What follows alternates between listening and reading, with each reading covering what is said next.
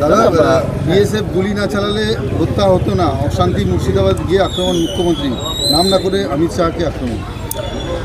ওনার যদি মুখ্যমন্ত্রীর দম থাকে, ওখানে যে ঘটনা হয়েছে, উত্তেজনা ছড়িয়েছে, দাঙ্গা হয়েছে, হিন্দু বাড়ি লুট হয়েছে, মন্দির ভাঙা হয়েছে, হত্যা হয়েছে, তার তদন্ত উনি করান কেন্দ্রীয় সংস্থা দিয়ে।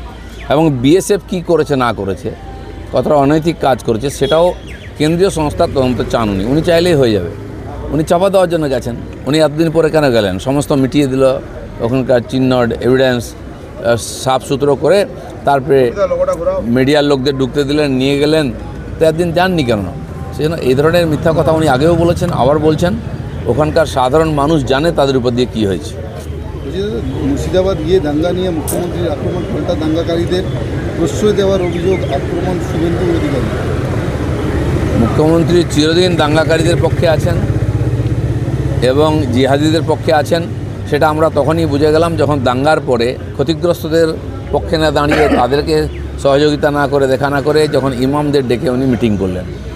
আমি তো বলেছিলাম, যদি আপনি মনে করছেন এই ইমামরা বা এরা দোষ করেনি, তাহলে সবাই কিন্তু একটা প্রস্তাব লিখিতভাবে একমত হন যে মুর্শিদাবাদে যে ঘটনা ঘটেছে এটা অন্যায়, অনৈতিক এবং তার আপনি নিন্দা করছেন।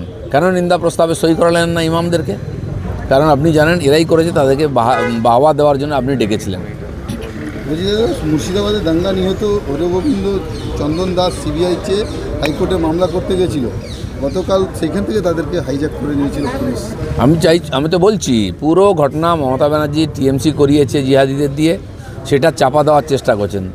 আজকে হরগোবিন্দ দাসের পরিবার তো চাইবেই সুবিচার, কারণ তারা সর্বস্ব হারিয়েছে, ঘর দোর থেকে প্রাণ, বাড়ির দুটো পুরুষ মানুষকে তারা অনাথ হয়ে গেছে। আমরা তাদের সঙ্গে আছি, তারা তো কোর্টে গিয়ে কেস করবেই। আমি তো বলছি, ওরা কেন যাচ্ছে? যদি সত্যিকার অন্যায় হয়ে থাকে, উনি তার বিচার চান, তাহলে মমতা ব্যানার্জি সিবিআই চান ওই ঘটনার, তাহলে ঠিক হয়ে যাবে। আজকে ওরা যদি কোর্টে যায়, তাকে আটকানো হয়, তাহলে পশ্চিমবাংলায় বিচার বলে কিছু আছে, আইন শৃঙ্খলা বলে কিছু আছে। মমতা ব্যানার্জি পুরোপুরি জিহাদিদের সঙ্গে আছেন।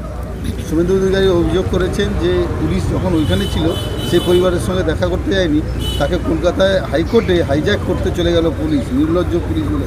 না, ঠিকই আছে তো। মমতা ব্যানার্জি ওটাই চাইছেন যে যেমন আরজি করে সত্য ঘটনা চাপা দিয়ে দিয়েছেন, ঠিক মুর্শিদাবাদে যে ঘটনা ঘটেছে সেটাকেও চাপা দেওয়ার চেষ্টা করছেন। দাদা, পরিকল্পনা করে মুর্শিদাবাদে হিংসা নেপথ্যে বহিরাগতরা। বহরমপুরে সরব মুখ্যমন্ত্রী, 2-3 জন বিধর্মী নেতা, অশান্তি ছড়িয়েছে, দাঙ্গাকারীরা বাংলা শত্রু। বিজেপিকে নিশানা তো মমতা। বিজেপিকে নিশানা করে লাভ নেই। বিজেপি কোথায় ছিল সেখানে? আমি তো ছিলাম সেখানে ফারাক্কাতে, রাত্রেবেলা এসেছি, সব দৃশ্য দেখে এসেছি আমি। তো উনি কেন তদন্ত করছেন না? উনি মনে করছেন না এটা কোনো বড় ঘটনা হয়েছে? এতগুলো মানুষের বাড়িঘর চলে গেল, এত মন্দির দোকানপাট নষ্ট হলো, দুটো প্রাণ গেল, এত মানুষ ঘর ছাড়া হলো, তার পিছনে কে আছে? সত্য সামনে আসবে না?